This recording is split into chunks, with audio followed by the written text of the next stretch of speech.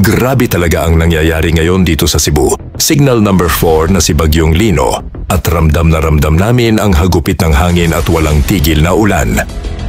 Bago ang lahat, mag-subscribe muna kayo sa aking YouTube channel para sa mas maraming updates at kaalaman tungkol sa mga nangyayari sa ating bansa. Tingnan nyo, halos di mo na makita ang daan sa lakas ng ulan.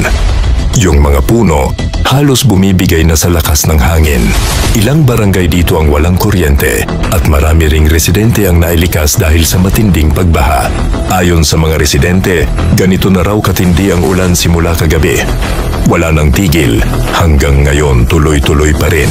Maraming mga kababayan natin ang naapektuhan, may mga bahay na nasira, mga kalsadang hindi madaanan at mga pamilya na nag-e-evacuate. Pero sa kabila ng dilubyo, makikita pa rin natin ang bayanihan. May mga kabataang tumutulong maglipat ng gamit, may mga kapitbahay na nagbibigay ng pagkain, at mga rescuer na hindi na natutulog para lang masiguro ang kaligtasan ng lahat. Nakakalungkot man, pero ganito talaga kapag kalikasan na ang kumikilos. Kaya sana habang nanonood kayo ngayon, ipagdasal natin ang lahat ng apektado ni Bagyong Lino. Maging alerto at huwag kalimutang sundin ang mga anunsyo ng lokal na pamahalaan. Laban lang Cebu.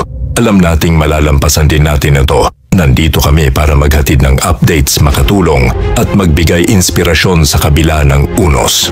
Kung gusto nyong makatulong, i-share ninyo ang video na to para mas maraming makarinig ng panawagan at makakita ng totoong sitwasyon dito. Subscribe for more real-life updates, viral stories at mga vlog na may puso.